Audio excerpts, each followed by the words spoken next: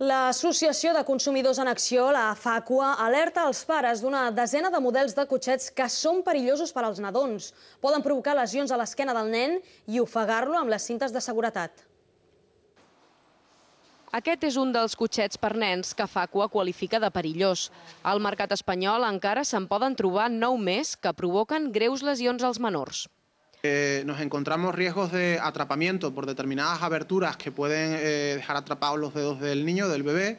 Hay riesgos de mala postura por defectos en el protocolo de elaboración del producto. Riesgos de caídas por fallos, por deficiencias importantes en los sistemas de frenado. La majoria de les alertes sobre aquests cotxets les ha presentades la Generalitat i el Ministeri de Sanitat i Consum ja n'ha ordenat la retirada del mercat. El problema és que no se n'ha informat prou i la majoria de pares continuen fent-los servir. El 99,9% de las personas que han comprado estos carritos, estas sillas de paseo, desconocen que tienen niveles de peligrosidad. Entre els 10 models perillosos n'hi ha de marques tan conegudes com Chico, Carrefour o Nurs. El més recomanable és acudir a la botiga on es va comprar el cotxet. Los consumidores conozcan que tienen perfecto derecho a acudir al establecimiento donde compraron estos artículos y devolverlos. FACUA demana al govern espanyol que s'informi les associacions de consumidors cada cop que alguna comunitat alerta sobre les irregularitats d'un producte.